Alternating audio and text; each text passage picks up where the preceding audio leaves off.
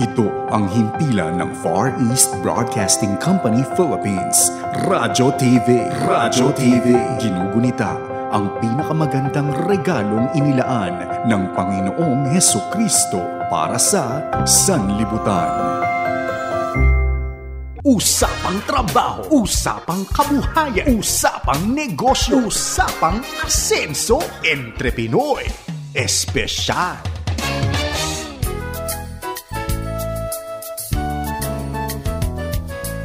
Magandang araw, kaagapay. Welcome sa ating Holy Week Specials, Entrepreneur Special sa DCAS FEBC Radyo TV. Ito po ang Holy Week Specials po natin. Napakahalaga po nito. Alam natin ang ating Panginoon ay tapat at inumpisahan niya ng magandang awitin ng Jesus mula sa Papuri 40F. Gusto po natin kasi talagang tutukan at i-highlight ang kabutihan ng ating Panginoon, ang kanyang pagiging kanlungan ng puso natin at ang simbolo ng katatagan.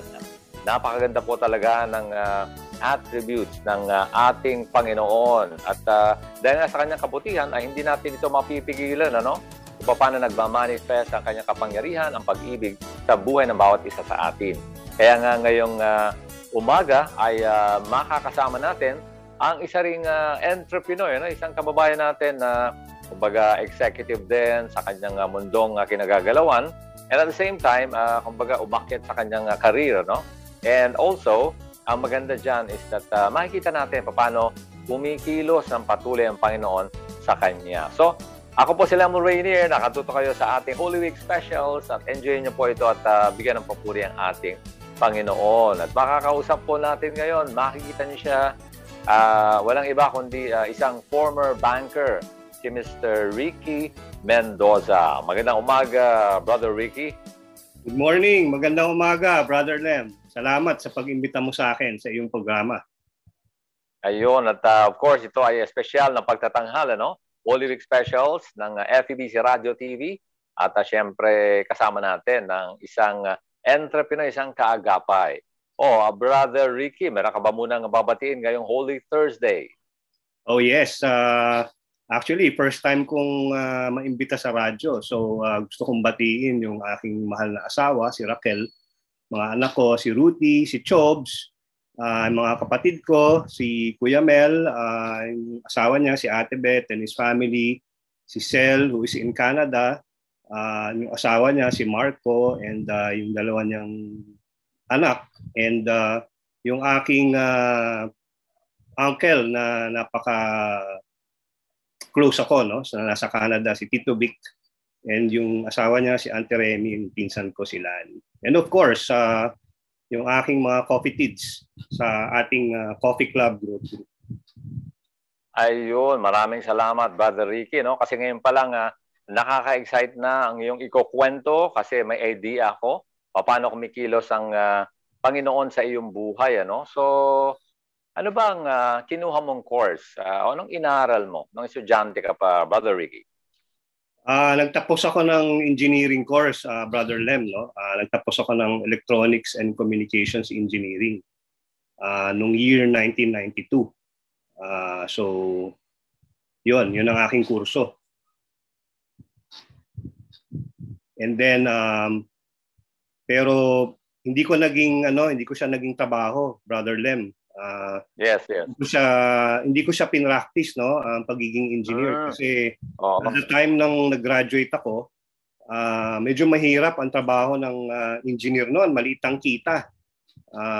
Tinry ko magtrabaho sa isang engineering firm pero I thought sabi ko pag ito ang sweldo ko at matagal ang aking asenso sa buhay, mahihirapan akong abutin ang mga ambisyon ko sa buhay. So, when I had the chance na makapasok sa isang bangko, nagustuhan ko naman to and nagtuloy-tuloy yung career ko. Being a bank employee or a banker for 27 years. Wow! Na nag-retire ako nung year-end nung 2020. Okay, sige. Bago natin tingnan ang mga detaling yan, Very interesting. Ang tagal mo pala sa banking industry.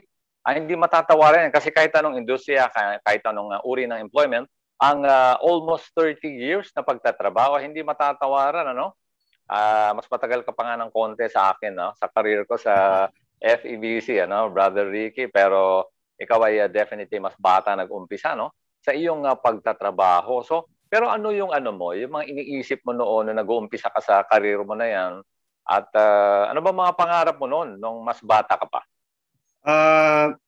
Brother Lem, kasi pinalaki kami ng simpleng buhay lang, no?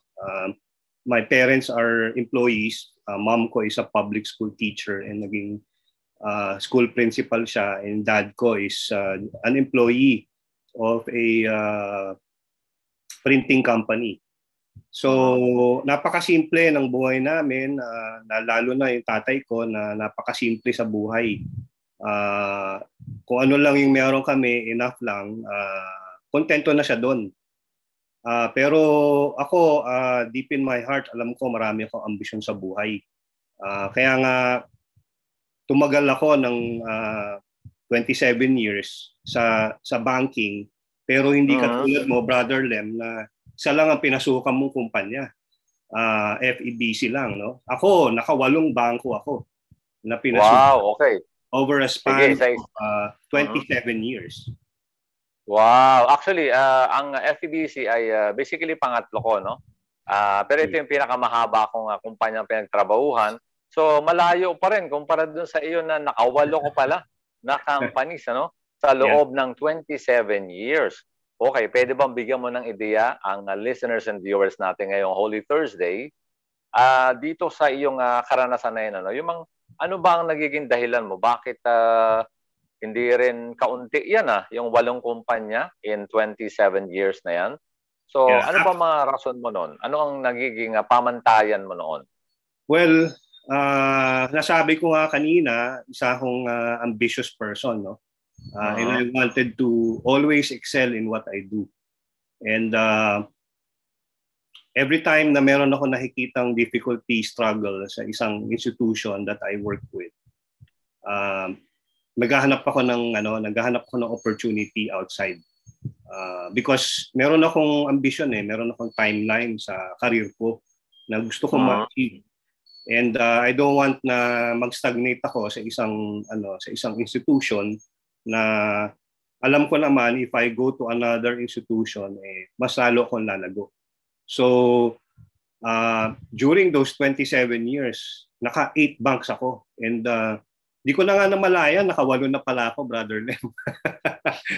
Binilang lang siya nitong huling career ko na sa isang bangko na tumagal ako ng almost 9 years.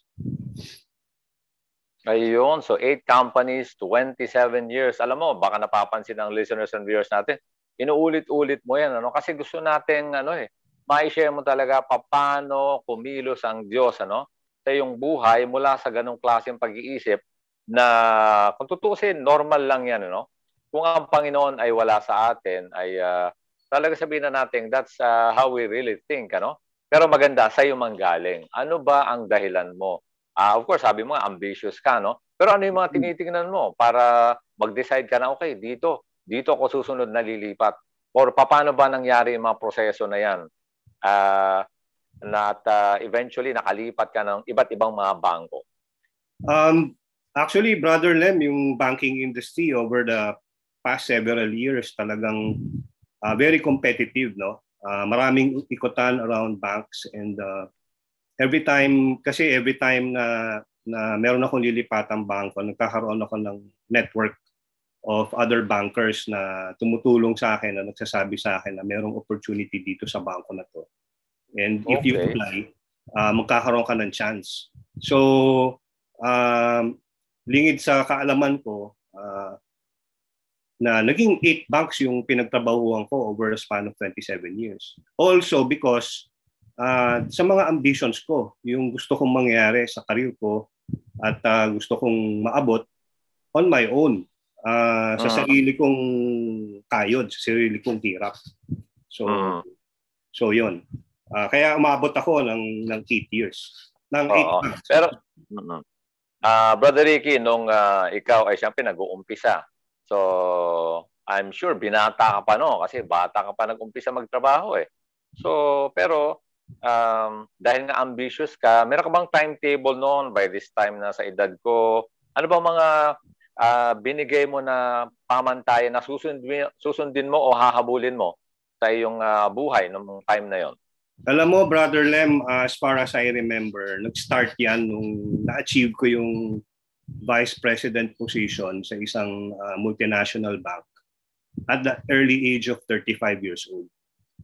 Uh-huh. So, sabi ko, biruin mo, 35 years old ako, hindi ko in-imagine sa sarili ko na magiging vice president ako at 35 years old. Although, ambisyon ko talaga na talagang tumaas ako sa trabaho ko, pero dahil dun sa sipag ng trabaho, naabot ko yun at 35 years old. And dun ako talaga nagkaroon ng timeline sa sarili ko na sabi ko, na-achieve ko tong posisyon na to. Gusto kong ma-achieve yung certain level, highest level ng group where I work with bago ako mag 50 years old. Okay, so yan. Hindi madali yon kasi grabe yung competition sa banking. Mahirap. So, yun yung timeline na nilagay ko sa sarili ko on my own. Okay, so that's an achievement na talagang may pagmamalaki ng isang individual. Sa mundong ito, talagang kahanga-hanga yan, 35 years old, vice president. Kasi normally, manager before 30 years old ay maganda na record yan. So umabot ka sa vice president by 35 years old. Meron pa bang dinadaanan yan from vice president papunta dun sa sabihin natin pinakamataas? Yeah, which is the president sa banking level? kasi pag inabot mo na yung vice president position, medyo bumabagal yung pag-angat mo dyan.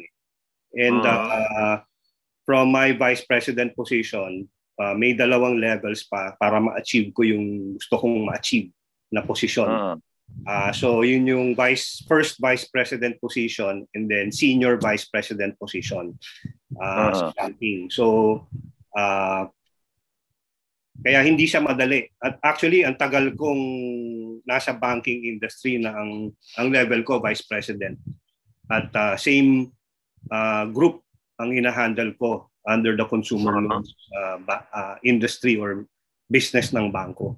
So, para ma-achieve ko yon, yung first vice president, I had to transfer to another bank para magkaroon ako ng leverage. Kasi kailangan nasa bigger bank ka nasa mas malaking bangko ka para magkaroon ka ng opportunity to become a first vice president.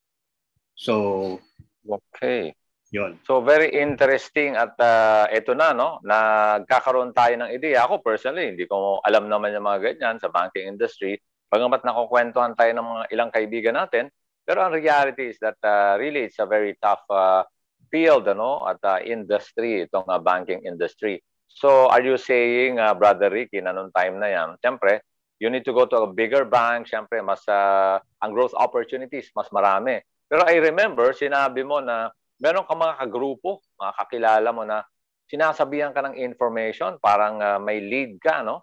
Yes. Na, dito, maganda, pwede ka rito. So, paano mo na-establish yung ganyan? Ano ang meron ka sa tingin mo? Ano ang meron na common sa isa't isa? Kaya nagtutulungan kayo in a way.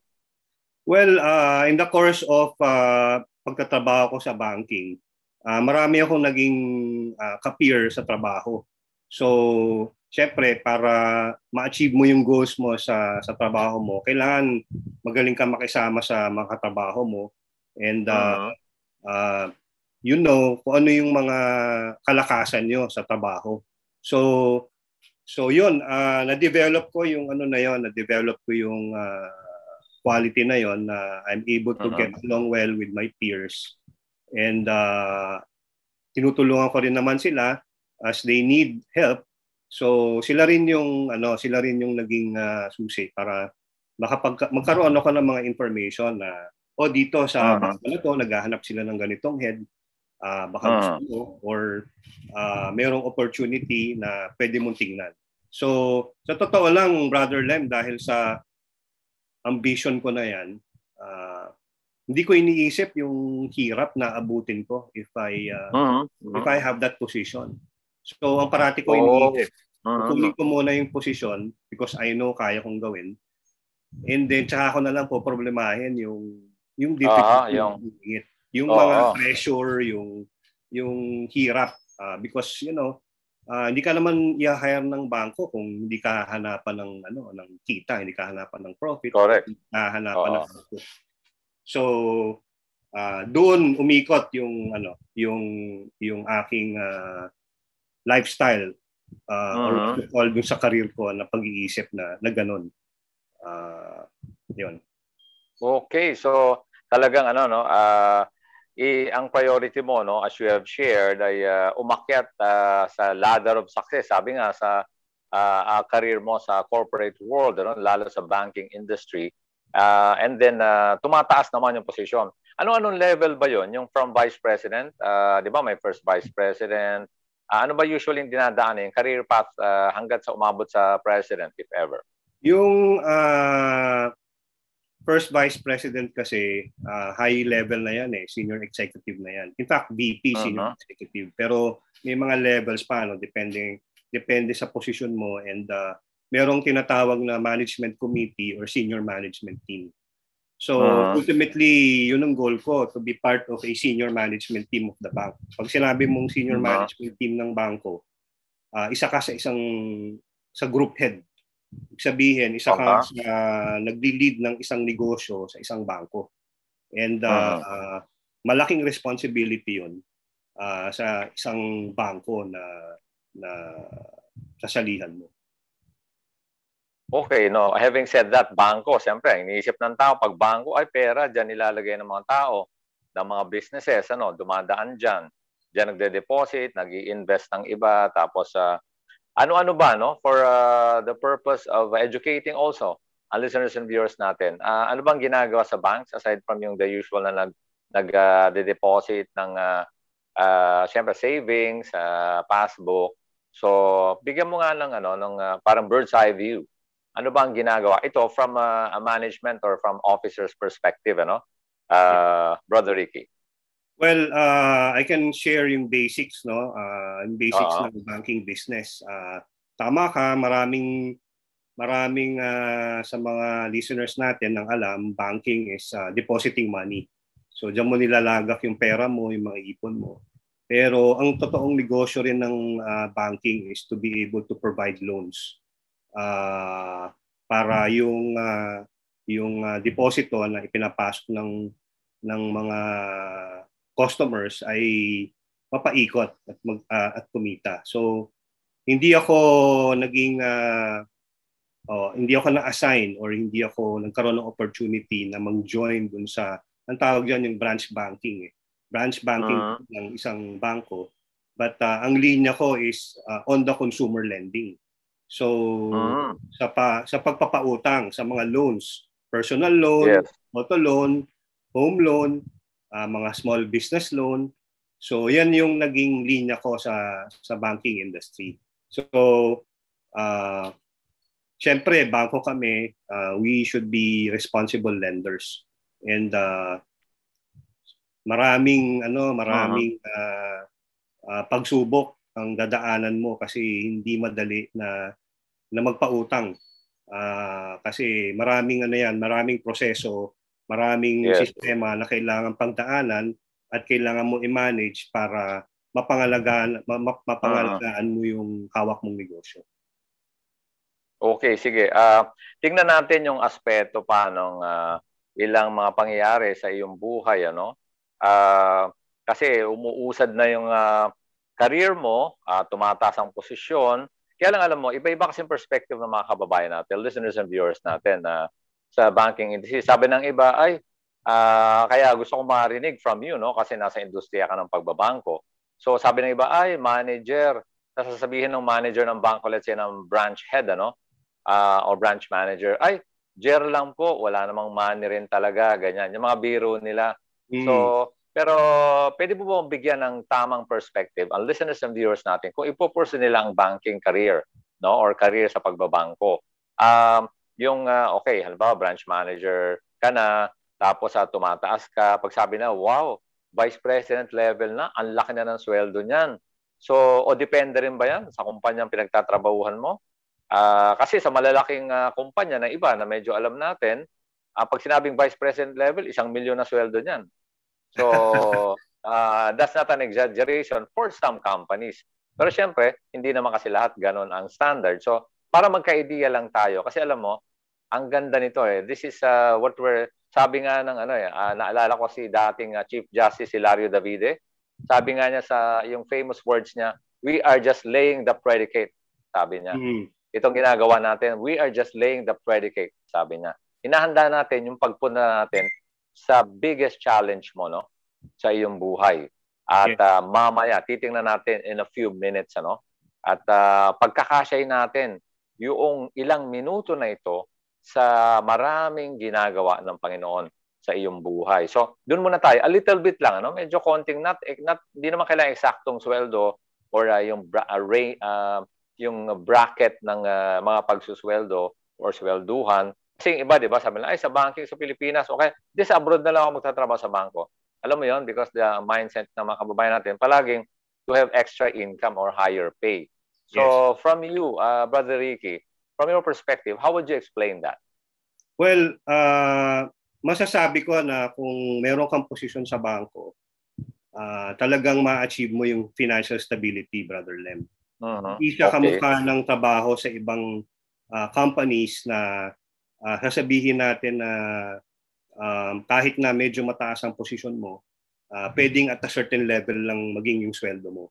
Pero sa banking, the more that you become higher and the more that you produce profit and maganda ang performance mo, I should say na talagang malaki ang benefits at sweldo ng mga bank manager. So yung mga bank managers actually is a stepping stone towards a higher level, no? So talagang pag branch manager ka na, meron kang malaking responsibilidad kasi hawak mo yung branch, may deposito ka, may client ka. So hindi biro yung posisyon na yun. And marami ring benefits na binibigay ang mga bangko sa mga empleyado. So that, of course, nasa banking ka, hawak mo pera eh, di ba? Pera na ibang tao. So kailangan may integrity ka. So dapat yung pasweldo mo at saka yung mga benefits mo, hindi magkakaroon ng interest yung mga tauhan mo na gawin kung ano man yung hindi tamang gawin. So because you know that at the end of the day, kaya mong kitain. Yes, tama. Hindi sila matutokso, no, hangga't maaari iwas sa tukso, no. And as a leader ng isang, let's say, branch, no, bank branch, ay kailangan hawak mo sila, no, or may control ka sa kanila because sinusunod ka nila, no. Oo, ano yan, madalas yan na talagang napakigpit ng banking pagdating sa mga ganyang aspeto ng trabaho. Okay. So, pumunta naman tayo ng konti, no? Medyo malapit na tayo doon sa highlight sa ngayon ng iyong buhay. How would you describe yung buhay mo, no? Bago itong malaking challenge na nangyari sa'yo? Would you say na okay, ang sarap ng buhay, maganda ang sweldo, maraming benefits, may mga perks, may mga material things, you can do more or less whatever you want. So is that how you would describe your life, Brother Ricky? Tama, Brother Lem. Dahil ambitious ako and na-achieve ko yung posisyon na gusto ko, in terms of financial stability, masasabi ko na nagkaroon kami ng financial stability kasi nagtatrabaho din naman yung wife ko, si Raquel, and sa bangko din siya, nag-work. So pareho kaming nasa banking industry. So, pero Brother Lem, ang dami kong pinagdaan ng pagsubok sa buhay because of that ambition. Because of the ambition and the self-reliance. And parati kong iniisip na ano man yung difficulty, kaya kong gawin. Kaya kong matagpusan. Pero deep inside me, Brother Lem, takot na takot ako. Pero sa tingin mo, anong klase yung takot niyan? Takot ka na mawala sa'yo? Yung privileges, yung power, yung sweldong malaki, Anong klaseng takot yan? Saan nanggagaling yan? Basically, yung takot na mag-fail. And when you fail sa trabaho mo, tama yung sinabi mo, mawala lahat. At hindi lang financially but yung identity ko as a banker in this position. So dahil dun sa ambition ko, dahil dun sa na-achieve ko, ang naging identity ko sa buhay, apart from my family, is ang gusto kong makita ng tao is isa akong bankero, isa akong banker. So if I fail and if I don't make it, then anong mukha ang ihaharap ko sa mga tao? At kung ano ang sasabihin ng mga tao na ayan si Ricky dating ganyan tapos ngayon nagka-problema. And so yun yung takot ko. And doon din nagsimula yung difficulties. Sobrang struggle ko despite the career achievements that I have. Financial stability that I have. So, meron din ba mga tukso dyan? Siyempre, di ba, you have the perks, yan, di ba? You have the position, meron ka ring authority or power, influence. May mga tukso ba dyan sa ganyang sitwasyon? Marami, Brother Lem. Maraming tukso. Pero I praise God kasi sa level ng tukso, I was able to manage it very well.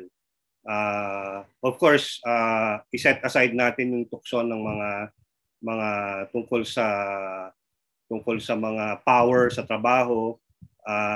Kasama yan normal sa trabaho yan. Sometimes kailangan mo ipakita na ikaw ang in power kasi pag hindi magagawa yung gusto mong gawin. At aside from that, maraming tukso, siyempre nasa power ka.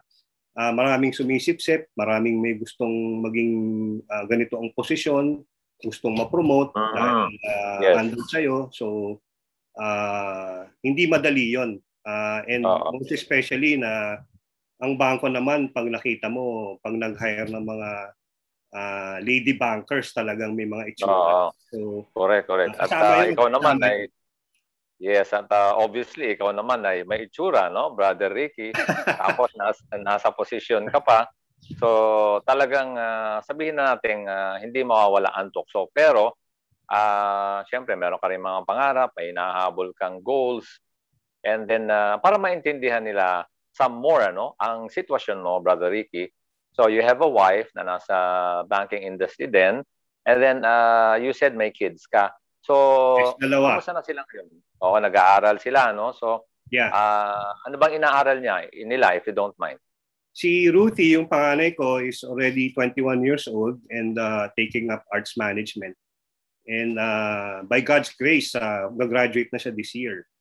And si Chobs naman, yung aking pangalawa, si Chobs, is taking up biomedical engineering. Pero gusto ro niya ultimately maging captain sa airplane. Gusto niyang maging kapitan sa aeroplano. So, pilot. Gusto niya mag-pilot, Yes. Gusto niya mag-pilot. Okay.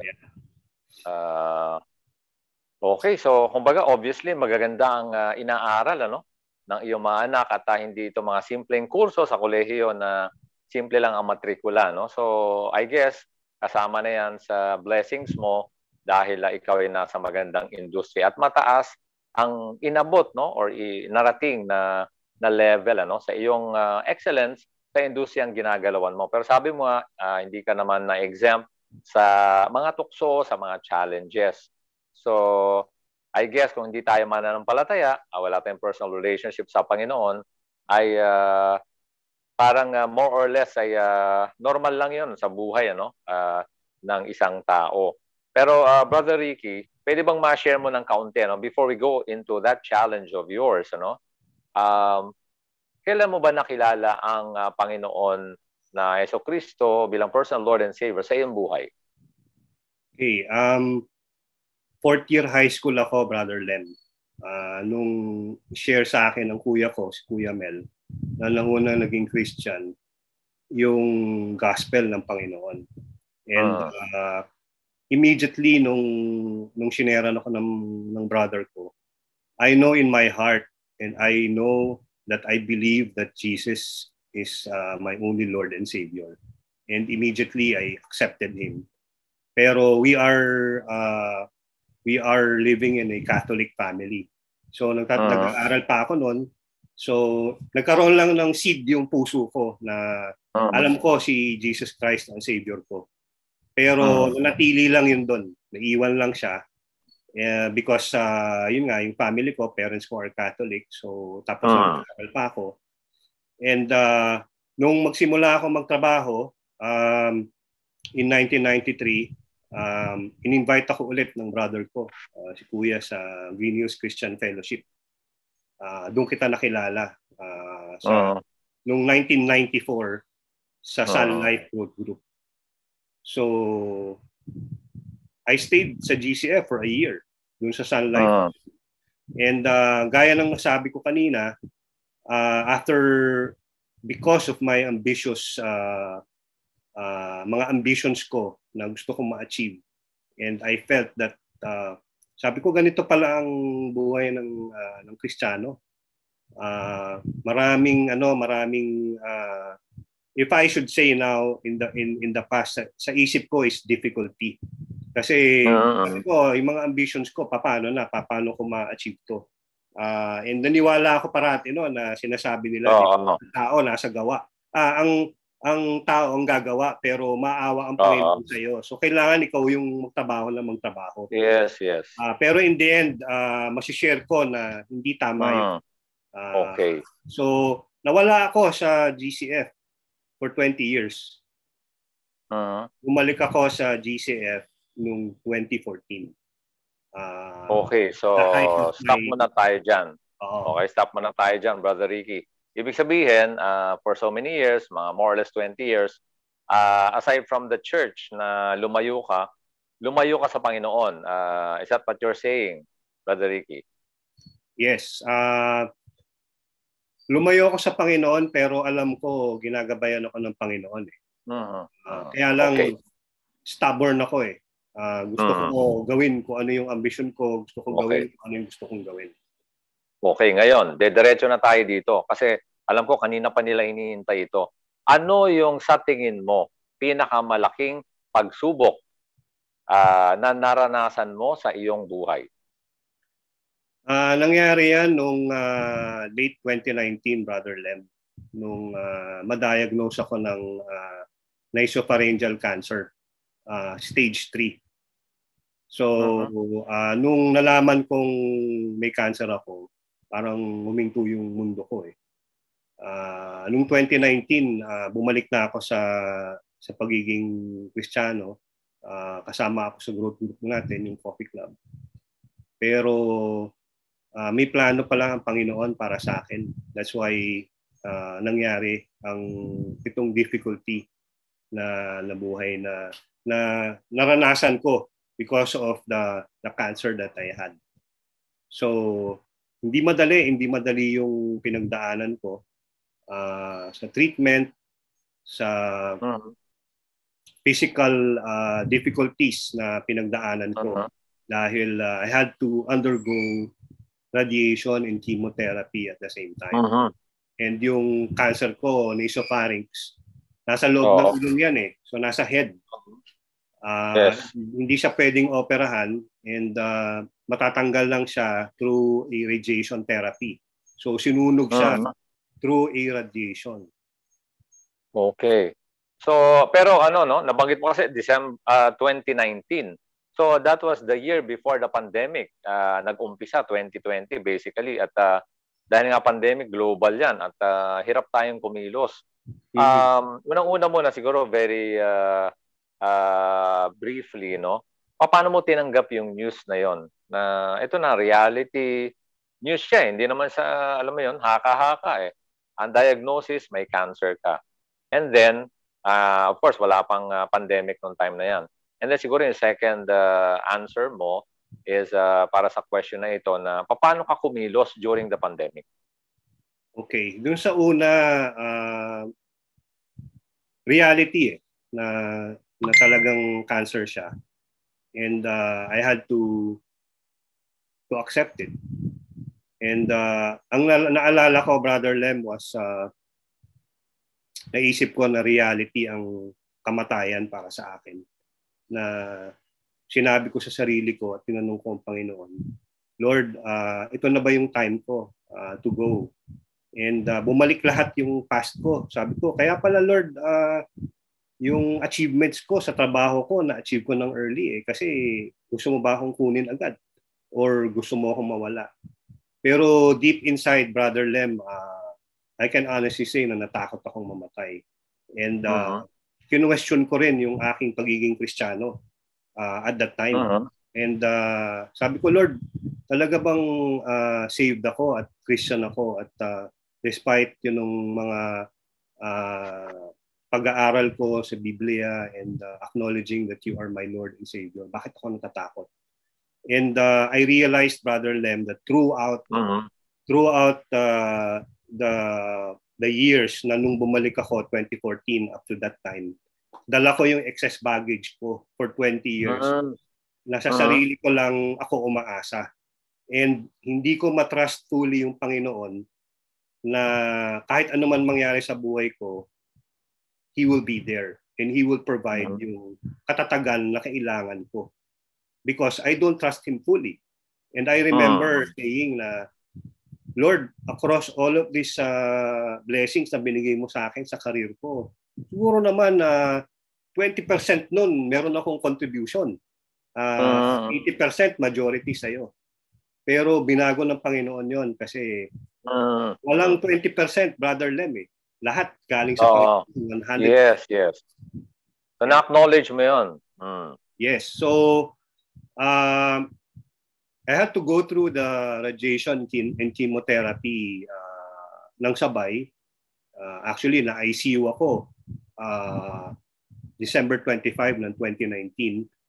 Tulog ako. And I almost... Pero mo, Pasko, no? Nasa ICU ka, Pasko. Nasa 2019. Yes. And by the grace of God, nakalabas ako ng ICU ng December 26. So, simula pa lang yon because nagkaroon agad ako ng complication nung early part ng aking therapy, yung radiation. Therapy, sabay siya. And hindi nakayanan ng katawan ko, kaya nagkaroon ako ng seizure. So, but then, of course, we wanted to continue with the therapy. So, simula yon ng difficulty na inabot ko para makapagpagamot sa cancer ko. And I remember every day, I just took it one day at a time yung aking treatment. And I remember na I can really feel in my heart na kasama ko ang Panginoon. Every time na ipapasok ako sa radiation room ng hospital. Pwede bang describe mo yon yung karanasan na ano bang ginagawa sa'yo? Nakahiga ka ba? Asan ang procedure sa'yo?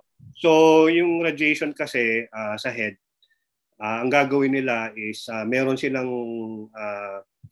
hard plastic na pinreform sa mukha ko na saktong-sakto siya.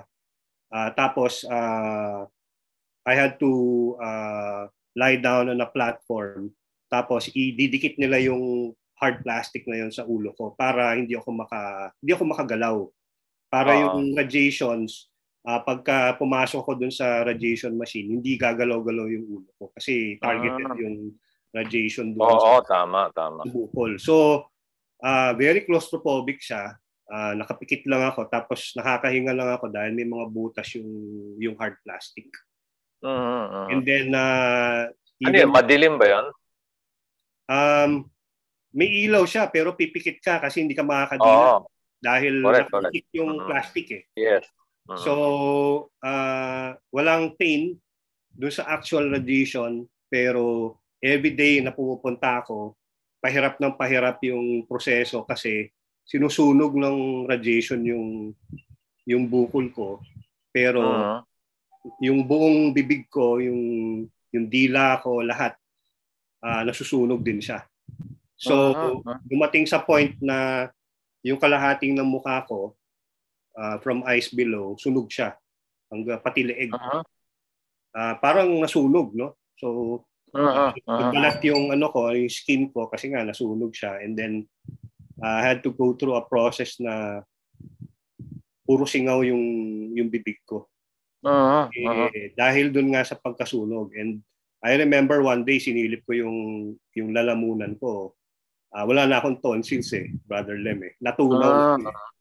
So, puro puti siya kasi nga nawalan din ako ng laway because of the heat that the radiation causes. So, yun yung side effect niya. Yung tindi, no? Tsaka tindi nung karanasan mo.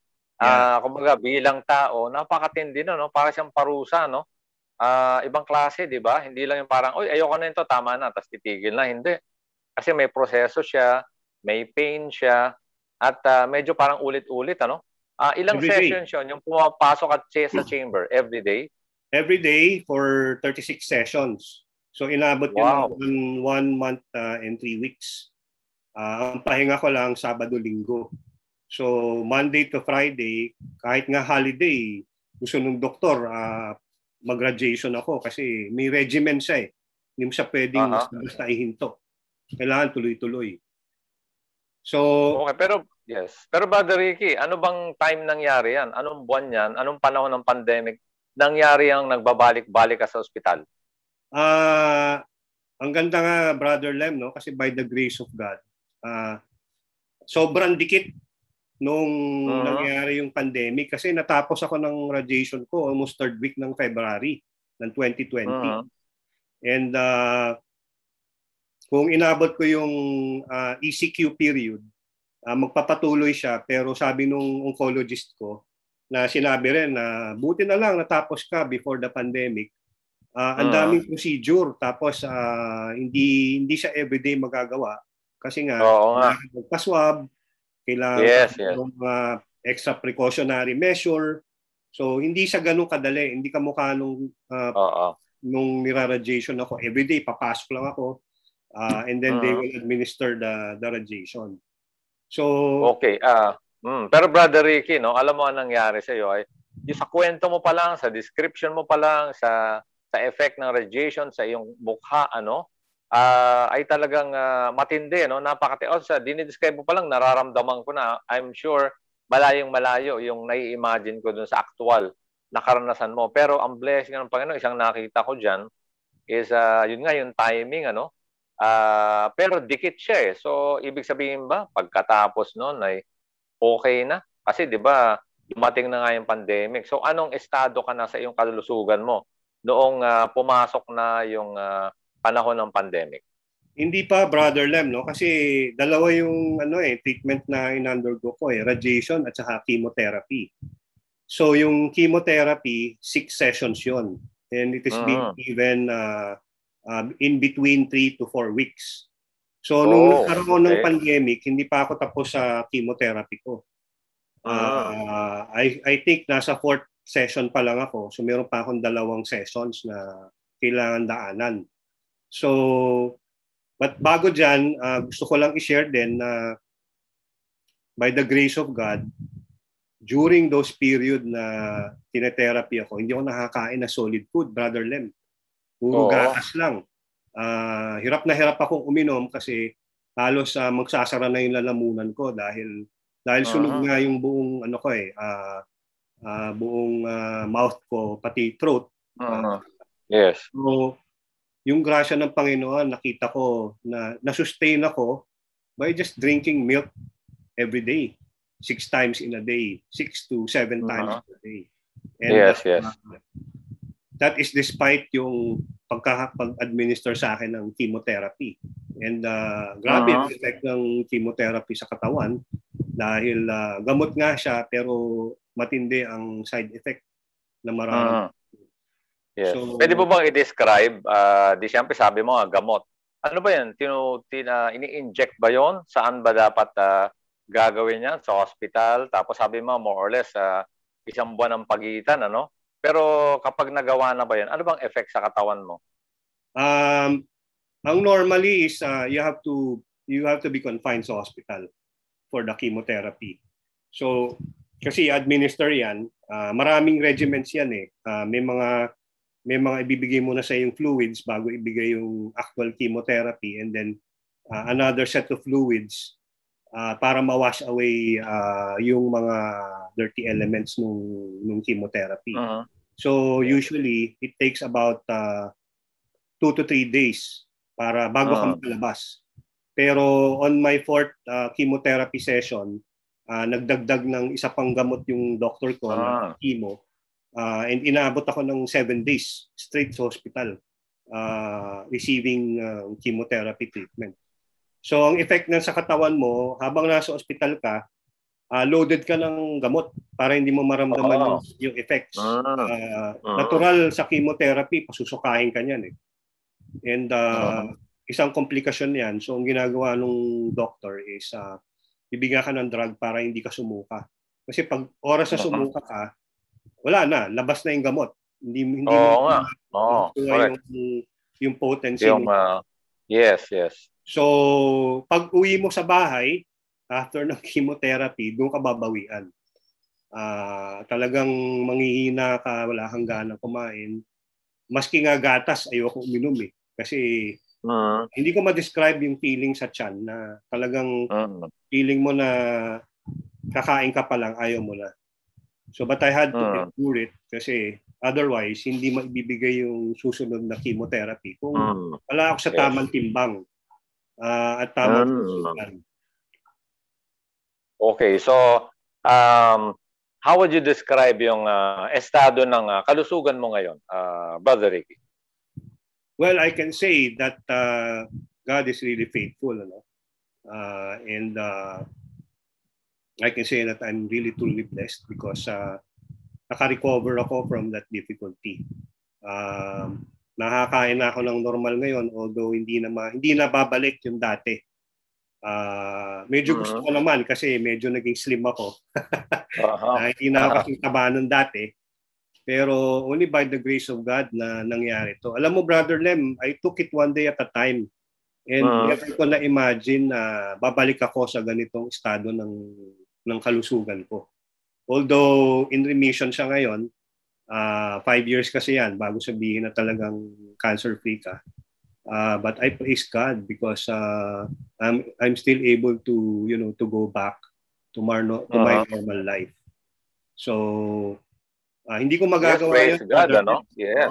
Hindi ko magagawa yun, Brother Lem, kung hindi ko kasama ang Panginoon every day. Amen. Yes. I remember pagpasok ko sa radiation machine, I prayed Psalm 23, "The Lord is my shepherd, I lack nothing. He leads me beside clear waters. He makes me lie down on green pastures." And yung sinabi niya kay Paul na, "My grace is sufficient for you." Nung 3 times inask ni Paul yung pagtanggal ng thorn sa katawan niya. So, talagang yung katatagan, hindi ko nagawa on my own, Brother Lem. Sa Panginoon lang, no? Only by the grace of God. Only by the grace of Jesus. Amen. Pagdadaanan ko yung sitwasyon na yun. So, doon sa sa pagiging kapahingahan, or refuge or kanlungan ng ating Panginoon, paano mo ma-share yan, na naging refuge mo siya? Kasi obviously, memorize mo na yung Psalm 23, Ilang beses ka ba naman na nagbalik-balik doon sa chamber na yon? Well, sa karanasan ko, Brother Lem, kasi ang naging problema ko talaga is to fully trust Jesus sa buhay ko. Although, alam ko na I took Him as my Lord and Savior already. Pero dala ko yung baggage nga na yun sa old life ko kasi ang tagal, 20 years. And ito yung naging paraan ng Panginoon para malaman ko na I can fully trust Him 100%. Kasi pag nakaratay ka pala sa hospital bed, Brother Lem, wala kang magagawa. Wala. I mean, on your own strength. Dati mong kapangyarihan, Dati mong power, position, influence. Yung trabaho mo, kahit gaano kadami mong pera na kaya mong bayaran yung pinakamagagaling na doktor, wala silang magagawa. Sa totoo, yung mga doktor na gumamot sa akin, ginamit ng Panginoon. And during the time na ginagamot nila ako, wala naman din silang sasabing assurance sa'yo na gagaling ka eh. They will do their best to be able to administer the medicines that they think that will be able to heal you and cure you. Pero napakalinaw ng message sa akin ng Panginoon. Na dito sa panahon na to, Ricky, wala kang choice. You have to trust me. And ginawa ko yon, inaccept ko yon. And doon ko nalaman na ang katatagan ay manggagaling talaga sa Panginoong Jesus. And hindi ka magsa-struggle sa buhay mo if you trust Him 100%. Yes, alam mo, napakaganda ng iyong testimony, no, Brother Ricky Mendoza, no, dahil alam mo sa kinuwento mo, no, sa na-share mo, sa pag-describe mo, sa naging itsura mo, effect ng treatment, na matindi talaga dahil matindi naman ang iyong sakit, ano, nung time na yon, ay talagang hindi halata, no? Pag ikaw ay titingnan ngayon, baka ang itanong pa nila, talaga bang dumaan ka dyan? Parang wala naman sa itsura mo, ano? So talagang ano ang natutunan mo dyan, ano, sa iyong relationship sa Panginoon? First and foremost, as I mentioned, yung trust ko sa Panginoon. And nagkaroon ako ng deeper relationship sa Kanya kasi mas lalo ko siya nakilala. Yung personal kong relationship sa Kanya, naging close kami. Naging close sa Kanya. And ngayon, even if I've already retired, ngayon ko pa nga naisip, Brother Lem, na grabe pala ang blessing ng Panginoon. Pagka meron ka kasi, meron kang nakukuha, meron kang material things, hindi mo ma-appreciate And all you want to do is to really multiply, get more. Yes. Pero sa panahong ito na binigay sa akin ng Panginoon, naging blessing yung difficulty ko sa buhay, yung sakit ko. Because mas nakilala ko ang Panginoon personally and naging feeling blessed talaga ako at na-appreciate ko na lahat ng meron ako galing sa Panginoon. Galing talaga lahat sa Kanya, brother. Yes. Wala participation. Yeah. Yes. Praise God, ano? Praise God for that talagang matinding blessing, wonderful testimony, the awesome, mighty power of God, ano?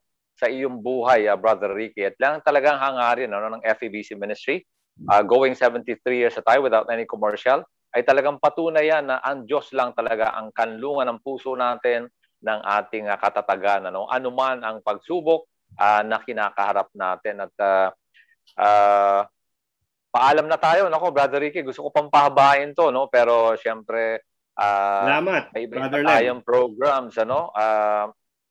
Pasalamat ulit tayo, no, sa iyo, sa iyong family for sabihin na nating pinahiram ka at may share ang iyong testimony sa listeners and viewers natin, sa mga tao na mga kababayan natin na nagsusumikap sa kanilang career. Siyempre, alam mo na, marami tayong mga pangarap, pero ano ba ang mahalaga?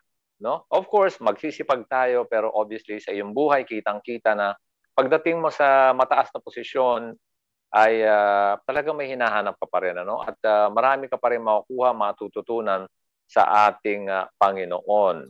Yes. At kailangan na natin pansamantalang pagpaalam, ano, dito sa ating Holy Week specials, ano, maraming salamat muli sa iyo, Brother Ricky Mendoza, former banker ngayon.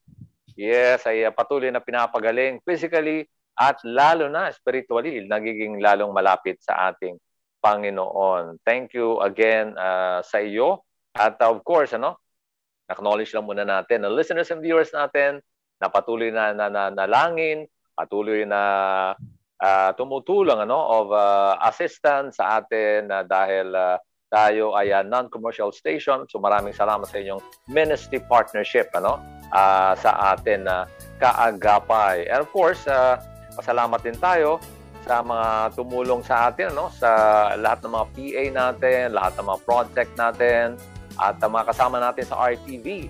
At of course, yung mga broadcast technicians natin, ang mga engineers natin. Ako po si Lemuel Rainier para di sa Entrepreneur Special, DZAS, FEBC, Radyo TV, Holy Week Special.